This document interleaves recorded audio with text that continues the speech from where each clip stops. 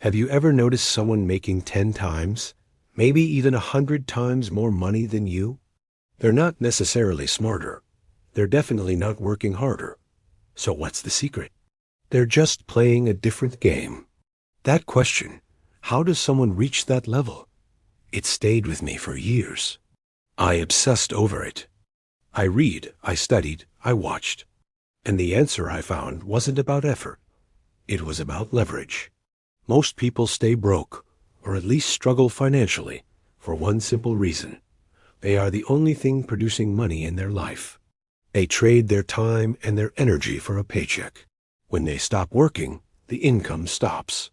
It's like trying to fill a bucket with a hole in it. You can pour water in all day, but the moment you stop, the bucket empties. This is the path of endless effort. It's noble. It's what we're taught, but it's a trap. Imagine two people trying to get from one city to another. One person decides to run. They put in maximum effort. They sweat. They grind. They push through the pain. The other person gets on a bicycle. Same effort, same amount of energy exerted, but a completely different outcome. The person on the bike will always arrive faster, with less exhaustion. The bike is leverage. Now, what if the second person upgraded from a bike to a car, or from a car to a plane? The man with leverage always wins. Your job isn't to run harder. It's to upgrade your vehicle. This brings us to a hard truth. Money doesn't reward hard work. It rewards positioning.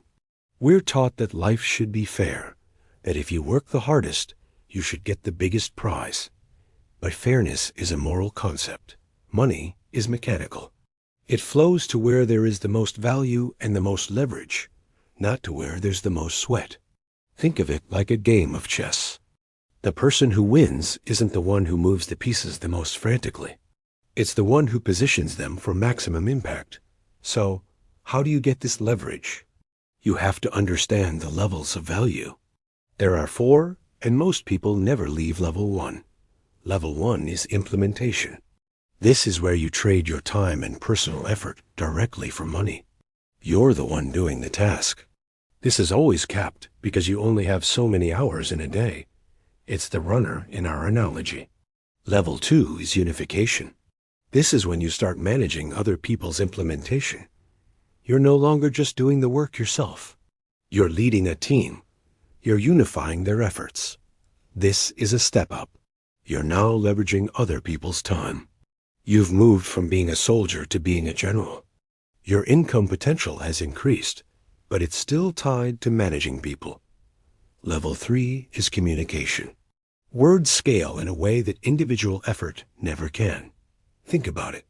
You can spend an hour talking to one person, or you can spend that same hour writing an email that reaches 1,000 or creating a video that reaches 1,000,000. This is the power of one-to-many. Influence creates income. Your ability to persuade, to teach, to inspire, to sell through your words, that's a massive form of leverage. And then there's level 4, imagination.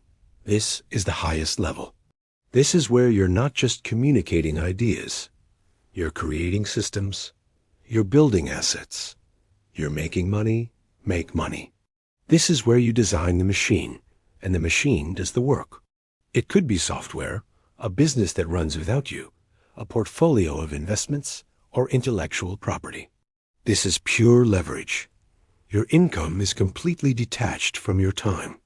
You're not just riding the plane. You own the airline. So if leverage is so powerful, why do so many people resist it?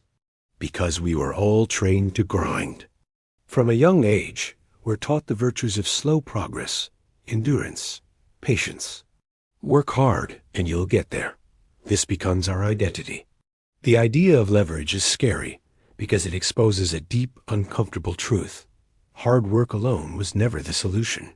It feels like a cheat code, and it challenges everything we've been told. It forces us to admit that maybe, just maybe, we've been playing the wrong game all along. This brings me to the final point, the difference between a choice and a decision. A choice feels safe. You pick an option, but you keep the other doors open. I'll try this for a bit, and if it doesn't work, I can always go back. That's choice. It's low commitment. A decision, on the other hand, is dangerous. The root of the word decide means to cut off. When you make a true decision, you cut off all other possibilities. You burn the boats. There is no going back. This is scary, but it's also where all your power lies. Real progress doesn't happen when you make a choice.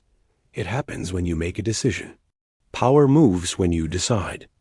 Look, the prison isn't your job, your city, or your circumstances. The prison is how you interpret it. It's the belief that running harder is the only way. It's not. The escape is available to you right now.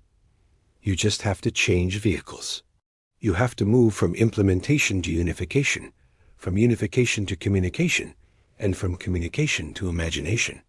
When you do that, when you truly commit to finding and using leverage, something incredible happens. Years of potential income collapse into months. The game changes completely. If any part of this message hit you, if you felt that spark of recognition, comment one word below. It could be leverage. It could be decision. It could be awakening. Let me know which idea resonated the most with you. Thanks for watching, and don't forget to subscribe for more content that challenges the way you think.